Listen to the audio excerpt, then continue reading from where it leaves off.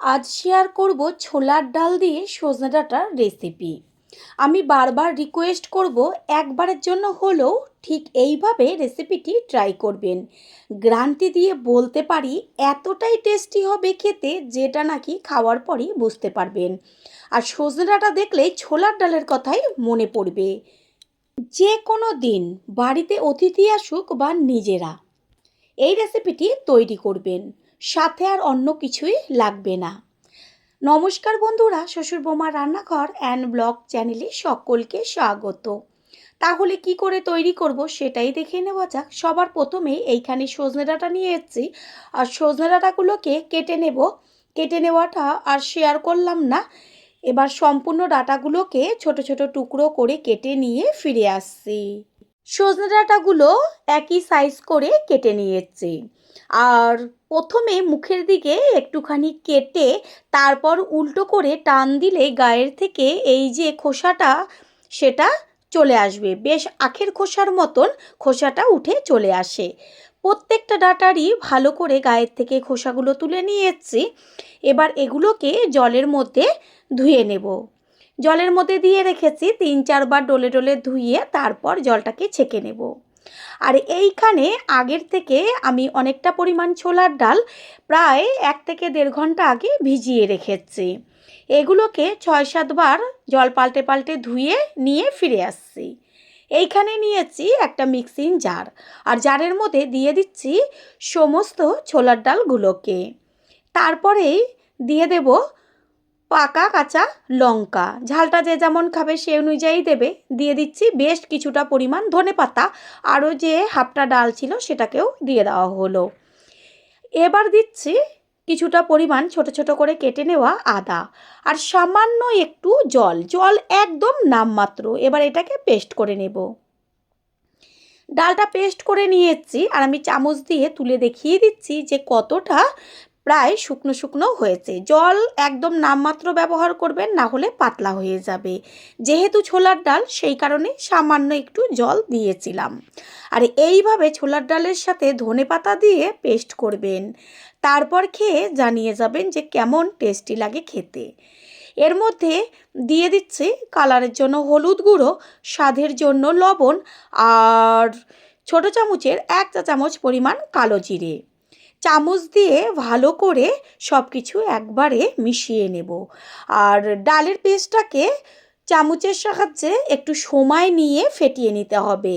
ডালের পেস্ট যত ভালো ফেটানো হবে, বড়ার ভেতরটা একদম পুরো স্পঞ্জি হবে আর খেতে লাগবে দুর্দান্ত। যে কোনো ডালের বড়াই যখন তৈরি করবেন, আগে ভালো করে ডালের পেস্টটাকে ফেটিয়ে নেবেন। কিছুক্ষণ চামচের সাহায্যে ফেটিয়ে নেওয়ার পরে হাত দিয়ে ফেটিয়ে নিচ্ছি। সুন্দরভাবে ডালের পেস্টটা ফেটানো হয়ে গেছে।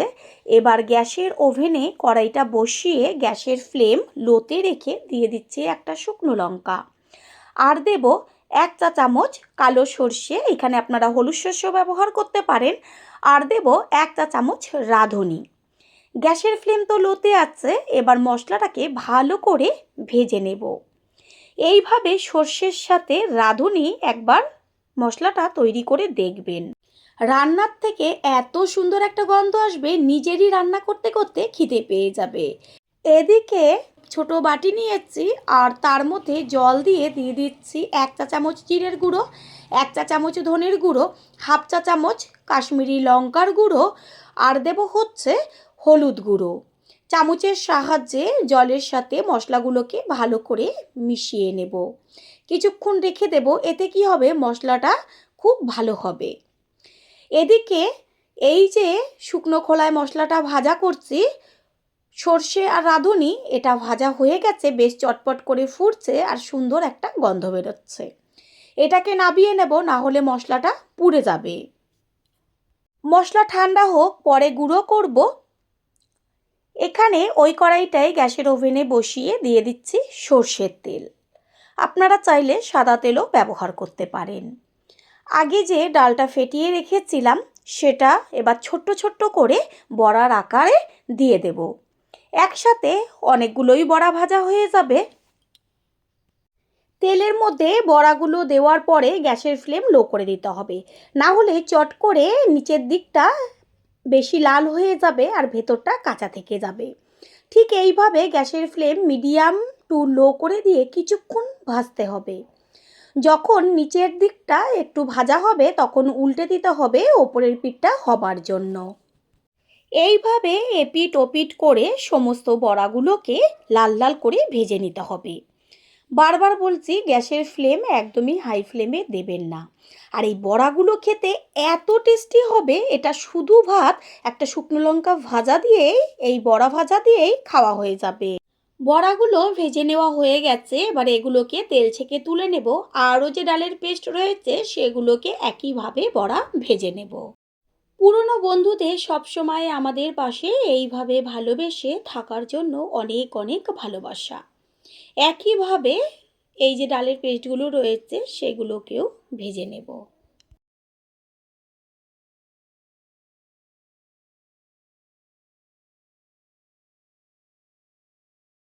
সব বড়াগুলোই ভাজা হয়ে গেছে, তেল ছেঁকে তুলে নিয়ে ওই বেঁচে থাকা তেলের মধ্যেই আমি আগের থেকে বেশ বড় বড় করে কেটে রেখেছিলাম বেগুন, সেই বেগুনগুলোকে লবণ হলুদ মাখিয়ে রেখেছিলাম। এবার গ্যাসের ফ্লেম হাই করে বেগুনগুলোকে ভেজে নেব। আগের থেকে যেহেতু লবণ আর হলুদ মাখিয়ে নিয়েছি সেই কারণে ভাজা হতে বেশি সময় লাগবে না, আর একদমই তেল টানবে না। দেখবেন যে যতটুকু তেল রয়েছে ঠিক ভাজার পরে সেম তেলই থেকে যাবে, আর ভাজাটাও কত সুন্দর সলা সলা হয়ে যাবে। এইভাবে খুন্তি দিয়ে বারে বারে এপিট ওপিট করে বেগুনগুলোকে ভেজে নেব।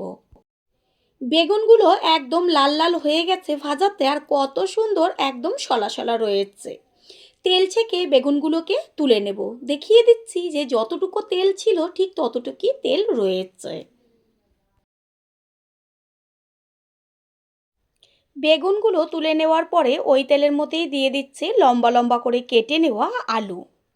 আলুগুলোকে তেলের মধ্যে ভালোভাবে ভেজে নেব। এমনভাবে ভাজতে হবে যেন ভাজাতেই অর্ধেকের বেশি সিদ্ধ হয়ে যায়। আলুটা তাড়াতাড়ি সিদ্ধ হয়ে যাবার জন্য দিয়ে দিচ্ছি লবণ, আর দিয়ে দেব হাফ চা চামচ পরিমাণ হলুদ গুঁড়ো কালারের জন্য।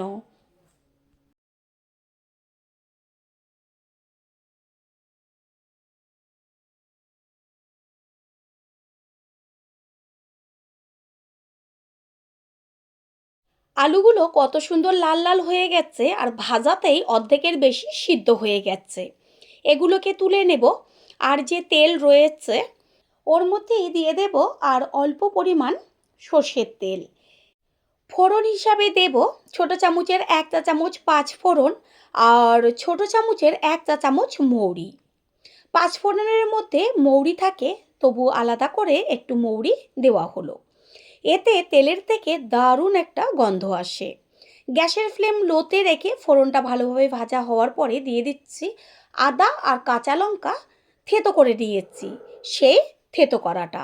এটা পেস্টের থেকে থেতো করাতে বেশি টেস্টি লাগবে। তেলের মধ্যে এইভাবে আদা আর কাঁচা লঙ্কা ভাজা হলে এত সুন্দর একটা গন্ধ আসে। আর রেসিপিটা সম্পূর্ণ নিরামিষ। নিরামিষ রেসিপি, তবে এতটা যে টেস্টি লাগবে খেতে, যেটা নাকি যে খাবে সে খাওয়ার পরেই বুঝতে পারবেন। সুন্দর ভাজা একটা গন্ধ বেরোচ্ছে। এই পর্যায়ে দিয়ে দিচ্ছি কেটে রেখেছিলাম যে সজনে ডাঁটাগুলোকে, সেই সজনে ডাঁটা।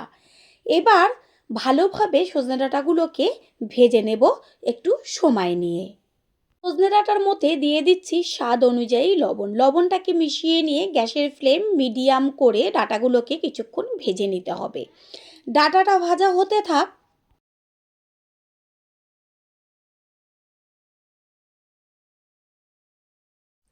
ডাঁটা কিছুক্ষণ ভেজে নেওয়ার পরেই দিয়ে দেব ছোট্ট ছোট্ট করে কেটে নেওয়া টমেটো।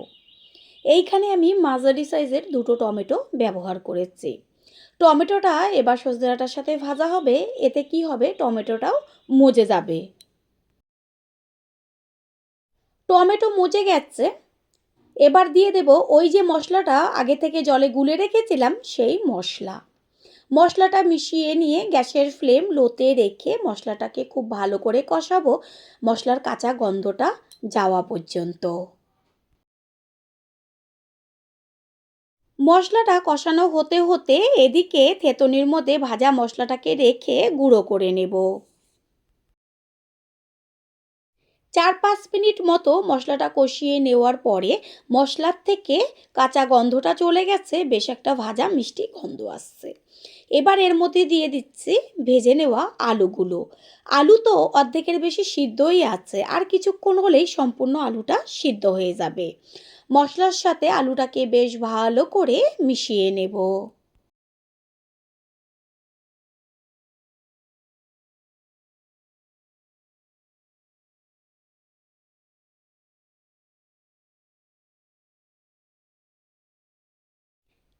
2 থেকে 3 মিনিট বাদেই সজনে ডাঁটার মধ্যে দিয়ে দিচ্ছি উষ্ণ গরম জল।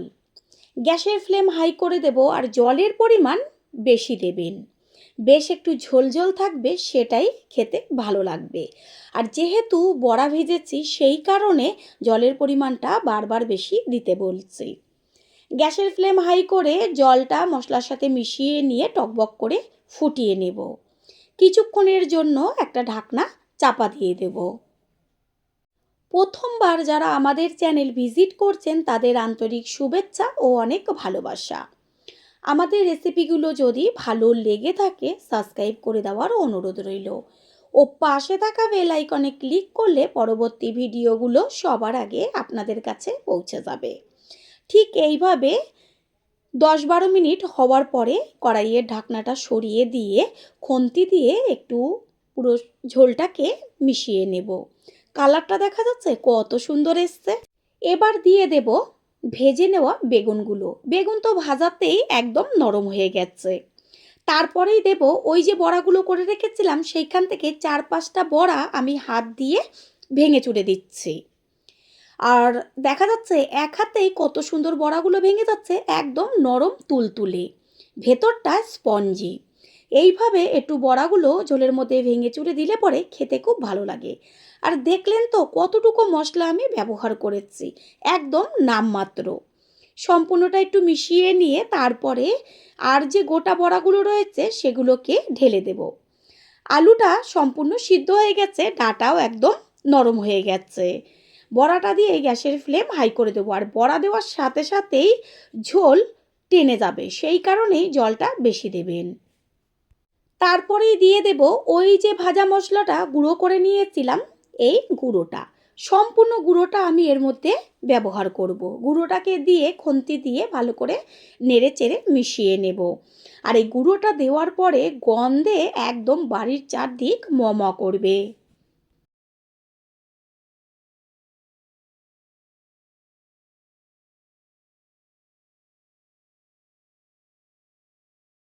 সমস্ত কিছুর ব্যালেন্সটা ঠিক রাখার জন্য দিয়ে দিচ্ছি হাফ চা চামচ পরিমাণ চিনি। চিনিটা দেওয়ার পরে একটু চেক করে নিয়েছিলাম লবণের প্রয়োজন, সেই কারণে পরিমাণ অনুযায়ী আর একটু লবণ ব্যবহার করলাম। লবণটাকে মিশিয়ে নিয়ে এবার একটুখানি হলেই রেসিপি তৈরি হয়ে যাবে।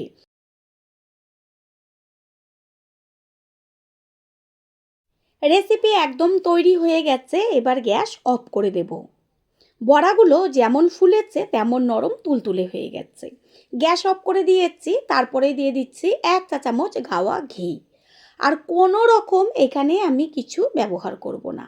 ঘিটাকে মিশিয়ে নিয়ে কিছুক্ষণের জন্য একটু ঢাকনাটা চাপা দিয়ে দেবো যেন গন্ধটা চলে না যায়। কিছুক্ষণ রেস্টে রাখার পরে ঢাকনাটা সরিয়ে দিয়ে সম্পূর্ণ লুকটা দেখিয়ে দিচ্ছি। বড়াটা দেওয়ার পরেও কতখানি ঝোল রয়েছে, ঠিক এরকম পাতলা ঝোল রাখবেন, খেতে দেখবেন কি অসাধারণ লাগে। একটু নাড়িয়ে চাড়িয়ে দেখিয়ে দিচ্ছি। এবার একটা পাত্রে তুলে নেব। তৈরি হয়ে গেল আজকের রেসিপি। আশা করি রেসিপিটি ভালো লাগলো, আর যদি ভালো লেগে থাকে একটা লাইক, কমেন্ট, পারলে একটা শেয়ার করে অবশ্যই জানাবেন। আপনাদের দেওয়া একটা লাইক ও লাইকের পাশে থাকা হাইপ আর একটা শেয়ার আমাদের কাছে অনেক অনেক গুরুত্বপূর্ণ। All friend, thanks for watching my video. আপনারা সকলে ভালো থাকবেন, সুস্থ থাকবেন। আবারও দেখা হবে অন্য কোনো রেসিপির এপিসোডে।